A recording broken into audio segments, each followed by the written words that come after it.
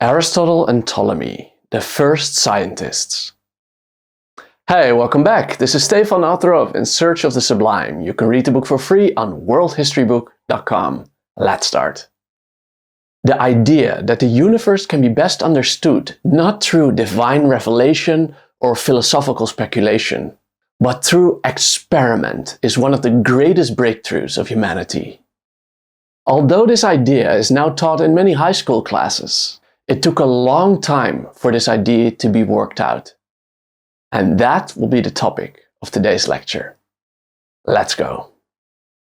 Starting with the Greek philosopher Thales in the 6th century BC, the Greeks moved away from divine revelation and instead attempted to explain the universe through naturalistic and physical means.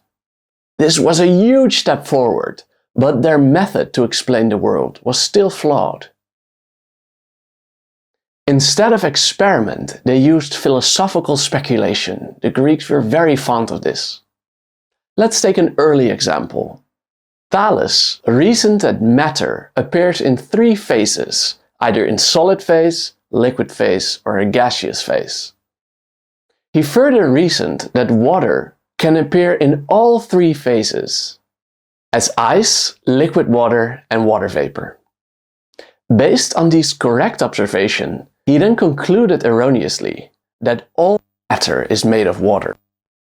The ancient Greeks were known for using these sort of semi-logical speculations without proper evidence. For instance, Thales felt no need to prove that everything is indeed made of water. Take a brick. Is it made of water? He didn't know. The theory to him just sounded elegant, and he felt no need to prove anything beyond that. Aristotle in the 4th century BC made the first attempts to an empirical or data-based understanding of reality, making him the grandfather of science. Aristotle famously criticized his master Plato, who had, similar to Thales, formulated theories without any empirical evidence. Plato's ideas were interesting in its own right, but that will be a topic for another time. What important here is that Aristotle spotted the flaws in Plato's reasoning and claimed that instead of these semi-logical speculations, he should instead have studied nature. And this contrast was beautifully depicted during the Renaissance by the great painter Raphael. What we see here depicted are the greatest of the Greek thinkers, and in the center we see Plato and Aristotle. Plato is depicted on the left. He points upwards because his main ideas were based on theological speculation, while Aristotle on the right points downward, suggesting that for real knowledge we have to study nature. It is the contrast between theology and physics. A very meaningful piece of art. In his collection of texts called the Organon, Aristotle's influential work on knowledge and logic, Aristotle claimed for the first time in world history that true knowledge is gained by observing similarities in the phenomena around us and then making generalizations based on these observations. For example, by observing many rivers and by looking for similarities between these rivers, we can eventually deduce what a river is. Or by observing many triangles and looking for similarities, we can deduce what a triangle is. According to Aristotle, there is no other way to gain knowledge. All knowledge has to come through the senses, no matter how imperfect our senses actually are. This was a groundbreaking achievement in a world that was otherwise dominated by mythological speculation. It was an important step in the secularization of humanity, and it was essential for the development of science. Aristotle showed how to apply his idea in his study of biology, which he wrote in his History of Animals. In fact, he is often considered the first biologist. He dissected animals and plants to understand how they functioned. And here we see a 12th century copy of that book of animals.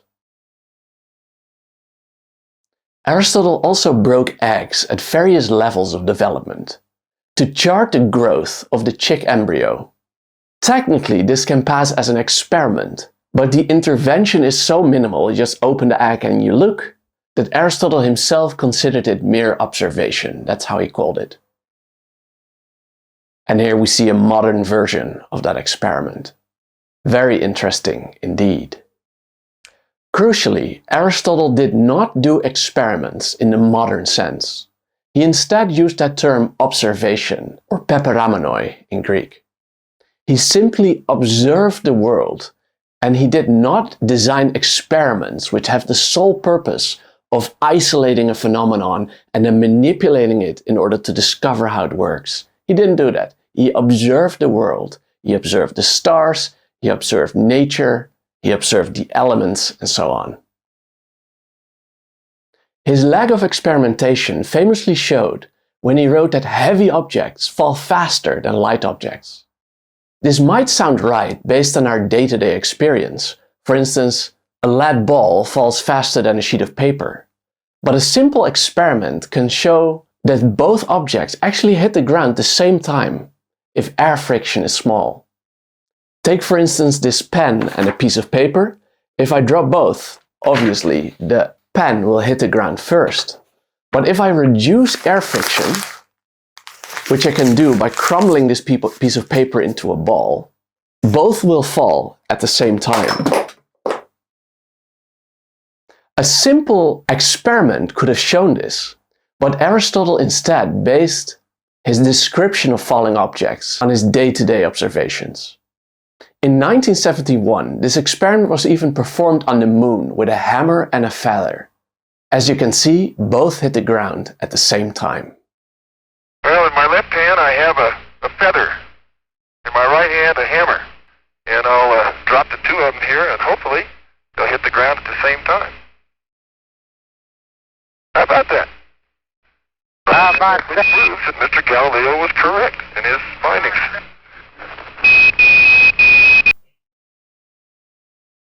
The Greek who came closest to being a modern scientist was Ptolemy, who lived in the 2nd century AD. Ptolemy actually conducted a number of experiments that we'll go through now. In his book Optics, Ptolemy described the use of experimental equipment containing a bronze hollow disc, various mirrors, a flat one, a concave one and a convex one, and a sighting tube, a small tube through which to look. We see his depiction of his setup right here, and this is what it looked in the only remaining copy of his book, which was written in the Middle Ages, around 1300 AD, by a man called Eugenius. Unfortunately, this document is incomplete, and the earlier Arabic and Greek versions of the text have since been lost. Here I've created a modern version of his setup. We see a bronze donut-shaped object with the degrees marked out on it. A mirror was placed in the middle, and a tube was attached to that bronze disc that looked at the center of the mirror. Ptolemy would then move a marker until he could see that marker through the reflection through the tube. Doing this experiment, placing that tube on different locations and different angles, he found the following, which we can see here in a modern version of the experiment. The angle of incident is equal to the angle of reflection. This is a law still taught in high schools across the world. Interestingly, however, in this modern experiment, we use a ray of light. We don't look through a tube anymore. But curiously, Ptolemy had no idea that he was actually studying light rays. What actually happens is that a light ray reflects on that marker, touches the mirror, reflects, and enters his eyes. But what he thought was the opposite. At the time, a common theory was that vision works because the eye emits vision rays that sort of felt the environment as though these rays were the antenna of insects, feeling their surroundings. Today, of course, we believe the opposite. Rays actually enter the eyes. Secondly, Ptolemy also conducted an experiment on refraction. Refraction involves a change of direction of light when it propagates from one substance to another. So for instance, when light goes from air to water, or from air to glass or whatever, it suddenly moves directions. Ptolemy tested light rays, or vision rays in his case, going from air to glass, from air to water, and from water to glass. And to the right we see the diagram that he used for this experiment. And here we see a modern case of the experiment. We see that light suddenly changes direction when it goes from air to glass and again from glass to air. This is called refraction. And here we see a modern drawing of Ptolemy's experiment. Again, we have a tube now aiming at the center of a body of water, and below the marker is again placed at the location that Ptolemy saw through the tube. And you see that that marker is placed on a different location because that vision ray has a bend where it moves from air to water. To the right in the table, we see the results of this experiment. Moving his tube from 0 to 10 degrees, he measured that the refracted ray went from 0 to 8 degrees, as we see in the table. Now notice that with every step of 10 degrees moving the tube, the angle added to the refracted ray is each case a half degree lower. So for instance, the first step from 0 to 10 was an increase of 8 degrees. The next 10 is an increase of not 8 but 7.5, because 8 plus 7.5 is 15.5. Then you have a step of 7 and you get 22.5, then a step of 6.5, 6, 5.5, and so on. So he found a clear mathematical pattern. But here's the catch. Strangely, these are not the actual values that you would find if you do this experiment. The actual values instead follow a much more complicated relation based on the sine function. So what did Ptolemy do? It seems Ptolemy fudged his own data to make it fit a simple mathematical pattern. So even in the most famous example of a Greek experiment, philosophical speculation about what the data should be like trumped what Ptolemy actually saw with his own eyes.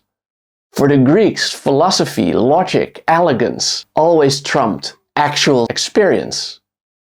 And this is the closest that the ancient Greeks ever got to a scientific method.